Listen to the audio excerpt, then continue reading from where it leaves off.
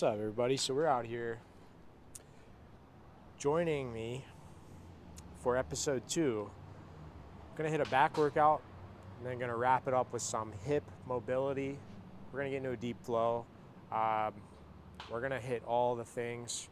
So if you're looking forward to that after my workout, stay tuned. What's up, everybody? So just finishing up a work day here, seeing clients in person. Gonna get like a 30-minute back pump. Gonna keep it pretty short, condensed. Probably gonna hit 6 exercises, starting off with a little shoulder warm up, and then we'll get to it.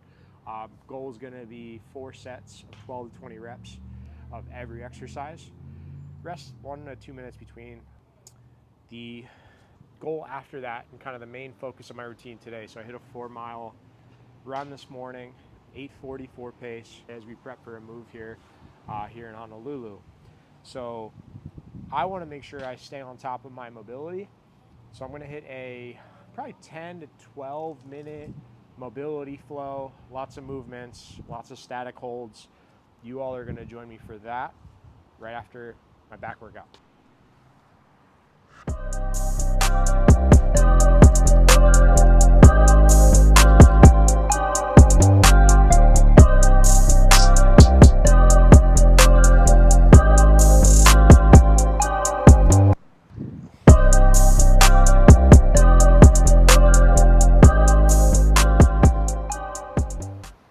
Kettlebell swing, 4 sets of 20, short rest.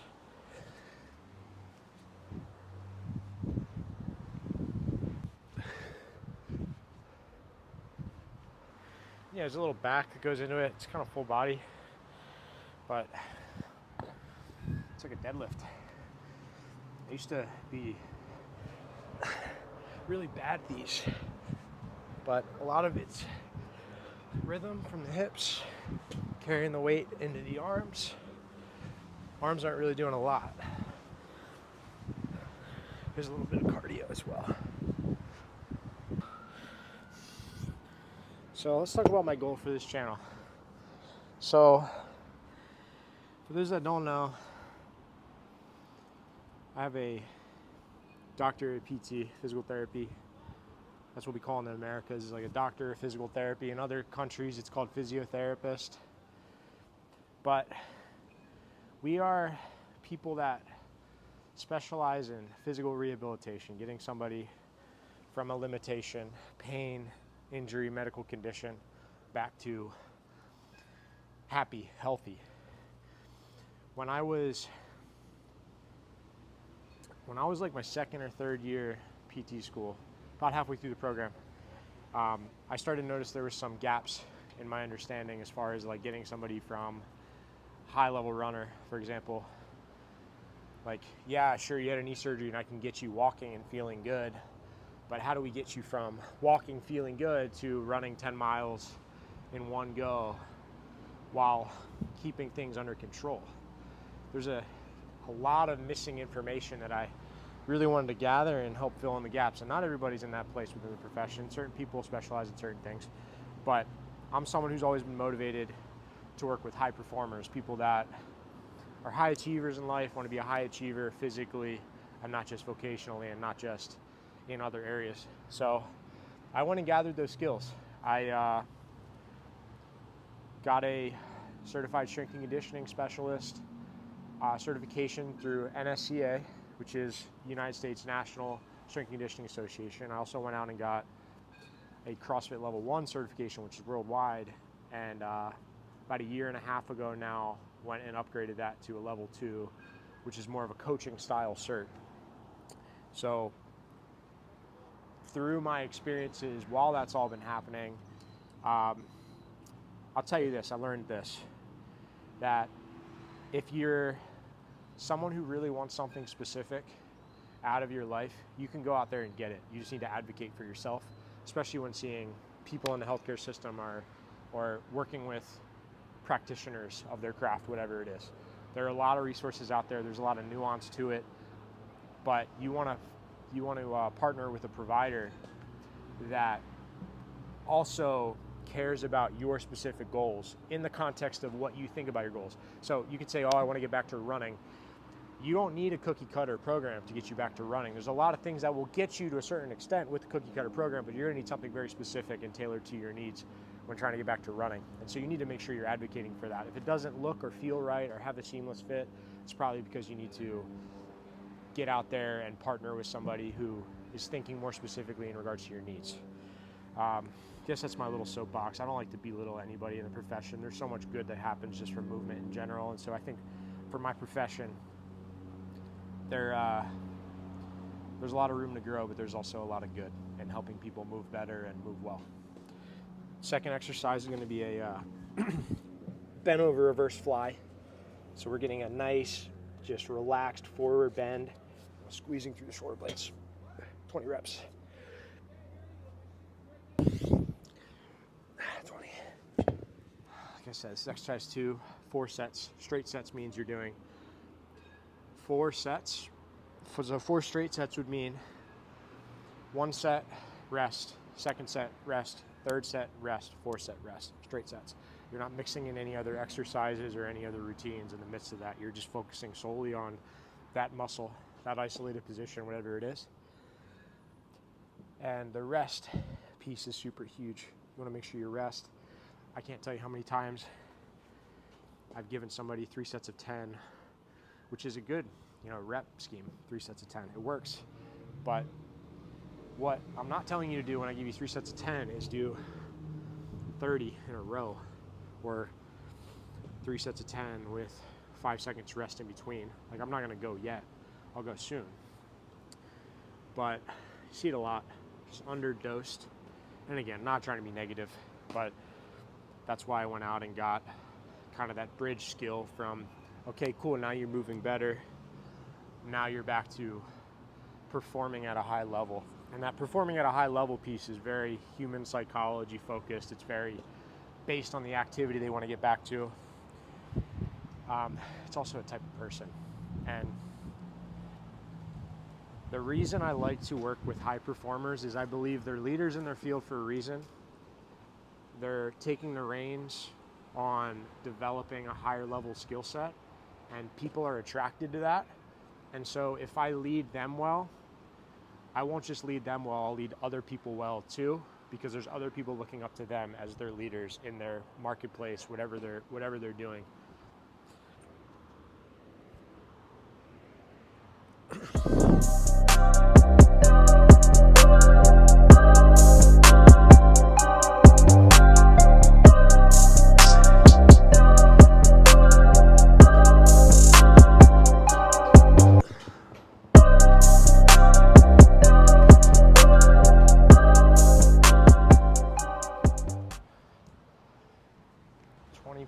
Here we're going to do a called a dumbbell pullover.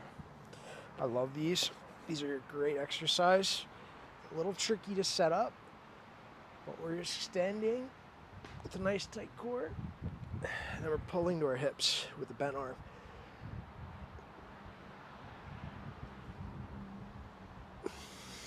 And tight through the core. I squeeze the dumbbells together, and I'm just kind of going overhead, nice and tight, and then pull to the hips. Reverse incline. Reverse incline curls. Just a nice squeeze at the top.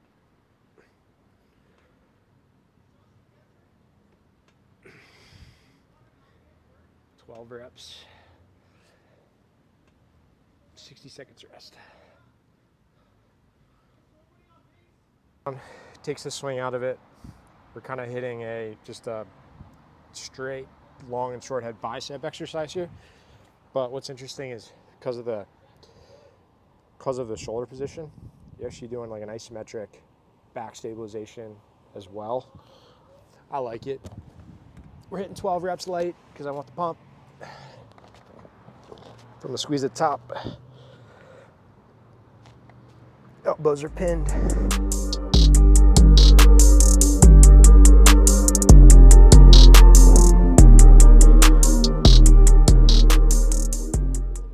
For 2 minutes cumulatively, which means breaking it up as we need to.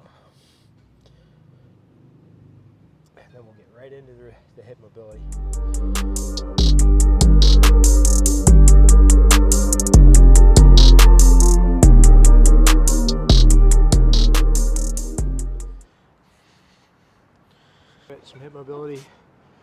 this for my knees for later. I like doing this stuff outside, man. I like getting a little sun. It's up to you. But we're gonna do a seated forward fold to start. Upper back, lower back is gonna kick in first. I'm gonna try a 2-minute static hold for all of these.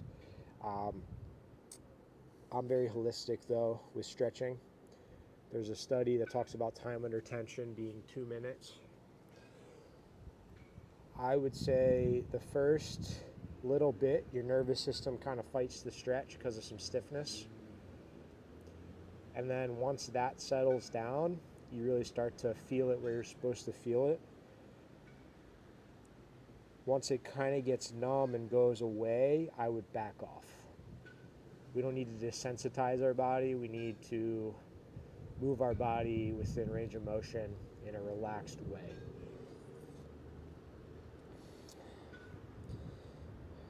So for example, when I started this stretch, I was feeling it in my upper back.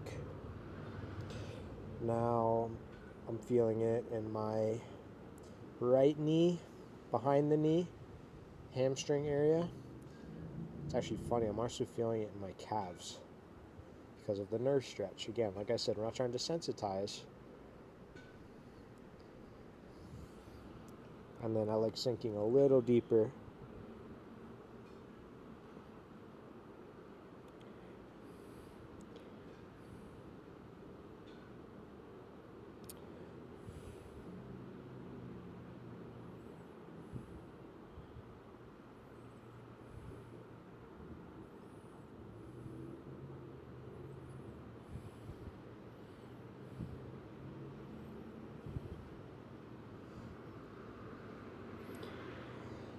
And settle in.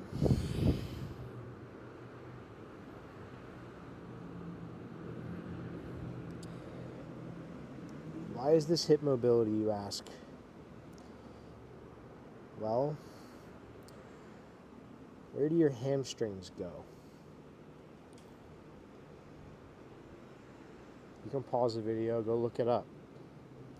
It matters. It matters. If you have tension in your lower back, it may take a while to work through that first. Because yeah, this is definitely now hitting where it's supposed to.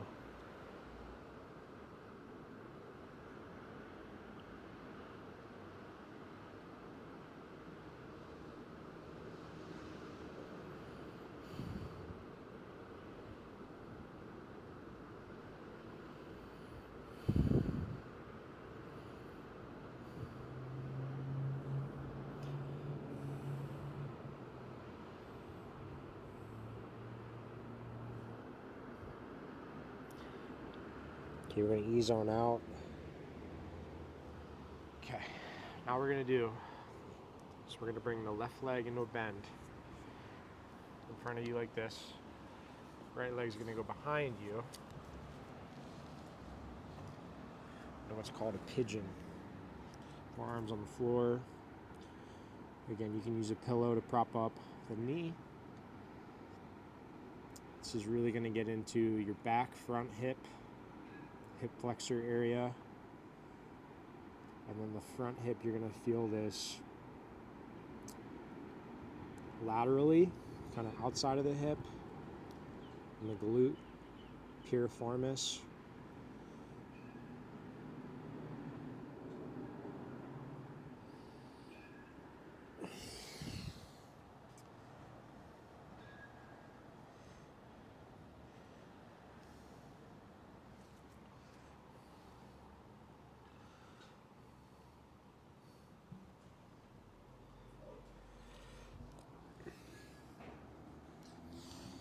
So how do I breathe for this type of routine? I like nasal breathing. Makes this a very relaxing activity. You might have heard of fight or flight. If you've had a stressful long day, it's a great way to tap into relaxation, but you have to work your way through the fight or flight that might occur from just a long day. What that is kind of the shallow breathing, the primitive brain part of the brain that anticipates threat. Usually when things need to get done, you're anticipating, not a threat necessarily, but you're anticipating, and in that excited state, it's tough to get in the opposite, which is relaxation. So let's talk about breathing, nasal breathing. In through the nose, out through the nose, or in through the nose, easy out through the mouth, not forceful, just let it go out through the mouth. We're going to roll out of this one. We're going to go on the right hip. Same principle. Bring the right hip in front, kind of a 90 degree hip, 90 degree knee, if that's a good visual for you. Dropping the back leg. You might feel some interesting sensations during these stretches though. For example, my left foot was cramping up during that last one, and my right hip definitely stiffer right now than my left one for whatever reason. So we're going to spend a little bit of time here.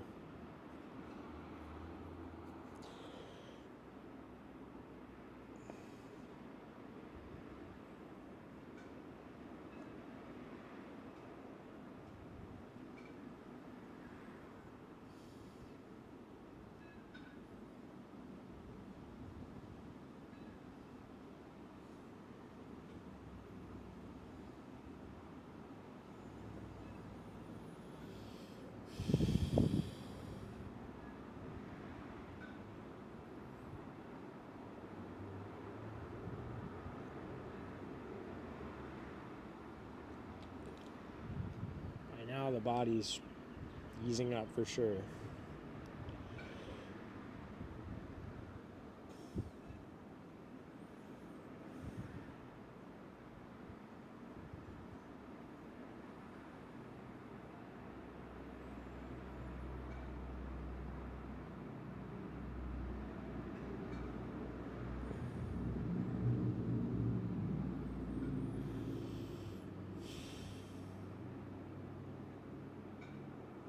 Like I said, you don't have to follow along with this video.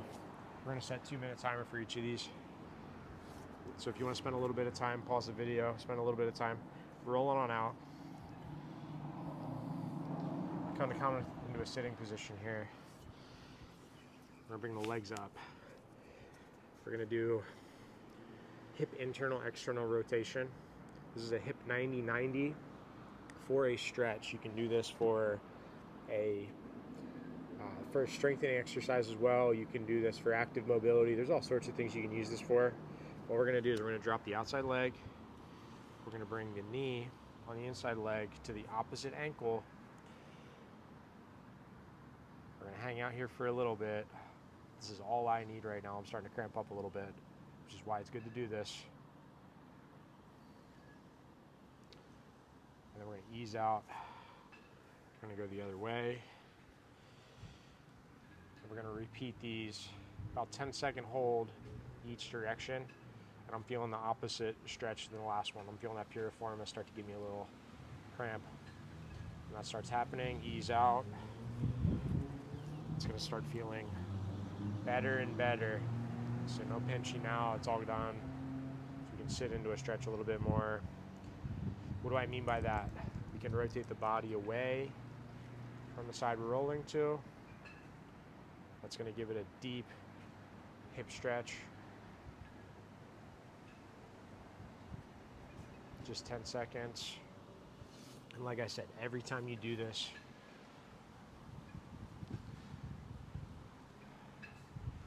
you get a little better, a little less crampy. 5 times each side. And you can experiment a little bit. You can rotate out of it, rotate in, spend a little bit of time here on this right leg, for example. Maybe my right, your left, I'm not sure. This is internal rotation. This is what is going to be a little stiff and uncomfortable. I'm going to roll out on this side. So my left hip has had 2 hip surgeries. I oftentimes lack internal rotation on the left hip. So I'm not going nearly as over top with my trunk. This is what I can tolerate, and that's okay. The point is we're just moving the threshold of what we can handle a little bit more each time. And more is not better, but I want you to just notice what you feel. Let's just do another one on this side. And again, it becomes more and more tolerable every time.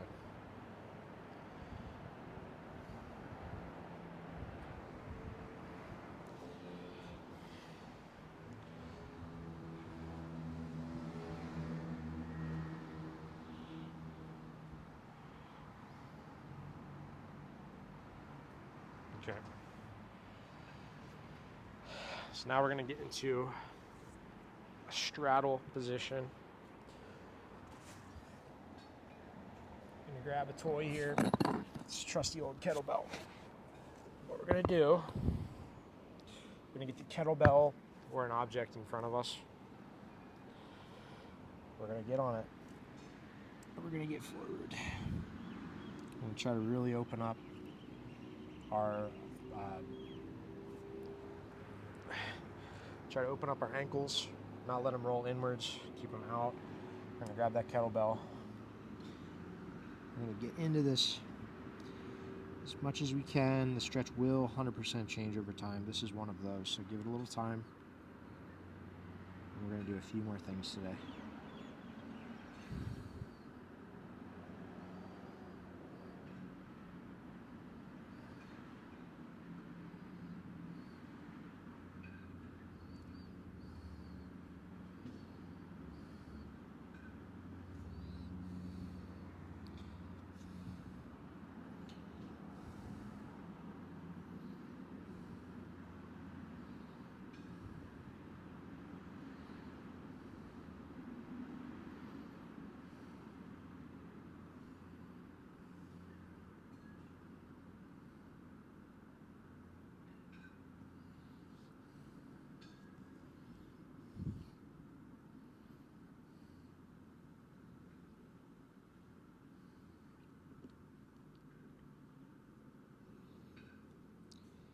This is hammies.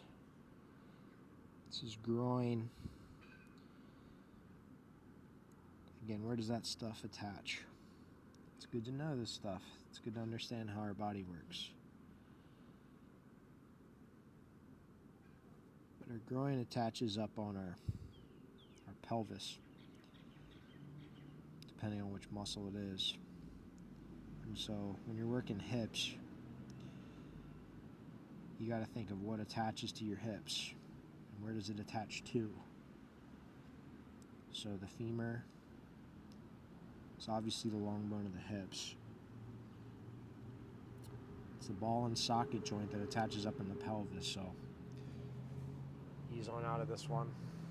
A lot of these are going to be interrelated. So next one we're going to do, we're going to come on up. We're going to do two more things today. We're going to drop the knee onto a pad. You're going to rest your front arm on your front leg. You're going to grab your back leg. I'm going to spend a little bit of time here. This is a thigh stretch.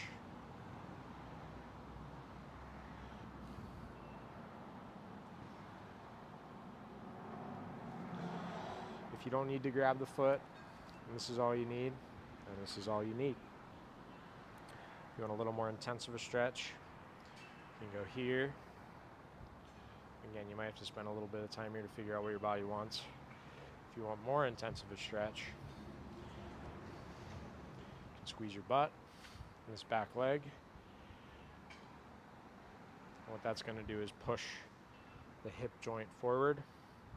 It's going to add more intense of a thigh stretch to that right leg, stabilizing with our left. If that's not enough balance, you can grab something.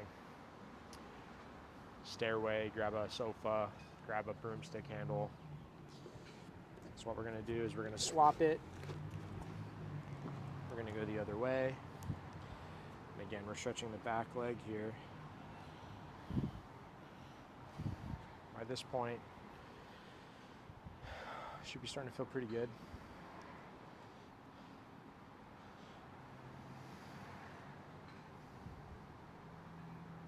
And again, easiest,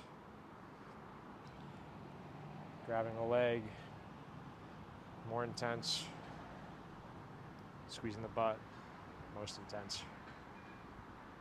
Again, you're squeezing the back leg, glute. Holding for 30 seconds, a minute each side. You can work up to 2 minutes if you want. Repeat 2 times each side. Okay, we're gonna ease on out of that stretch. So out of this leg, we're gonna drop into the right side hamstring, sciatic nerve stretch.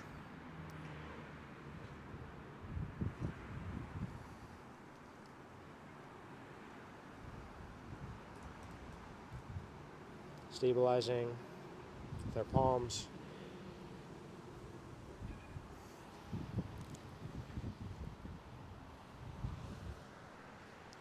Easing out. Switching legs. Again, heels going down flat, knee is straight. Going down. Tucking the chin best you can. Be gentle with this one.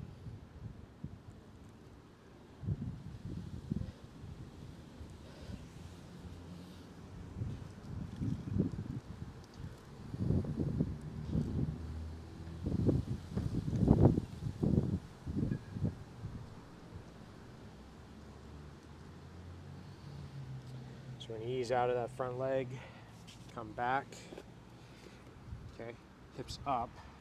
Okay, we're going to finish today dropping into a deep squat.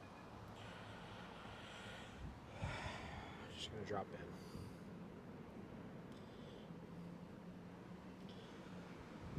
If this is already enough, this is already enough. If you want to do some gentle shifts, hug the floor with your feet. Shift back and forth.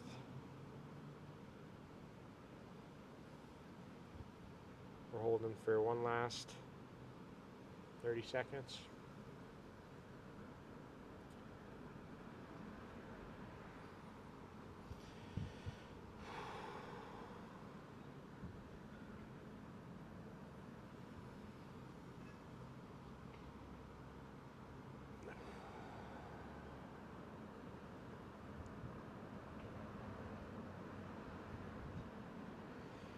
Put the hands down the floor.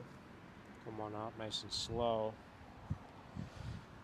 We're going to sit down on the floor and call it a day. So, you followed along thus far. Hit a good back workout today. Nice and easy, straight set back workout. And I finished today with a little mobility to kind of offset that 4-mile run I hit this morning. But if you just need hip mobility in general, this is a great routine for you. How often do I recommend doing something like this? For certain things that you're stiff in, you can do it daily. Not to a religious extent where you're doing it every day, but you could do it 4 or 5 days a week, and it would probably show dividends in a week or two. A lot of these stiffness type, a lot of these stiff type positions can be built up over time. So if you're feeling incredibly stiff, don't force. Ease into things. It could take a year or two so you start to see dividends, but don't get discouraged. I work with a lot of clients, and my main focus when working with people and seeing certain things is to teach them things that will help them in the long run. A lot of these will keep your hips moving well, happy, healthy. If you enjoyed it to this far, thanks for following along. Follow, like, subscribe. Drop a comment below with more styles of videos that you'd like to see. I'd love to provide some value to you and hopefully help you live your happiest, healthiest, best life. So, Ryan Cannon here. Love you all. Stay tuned for more.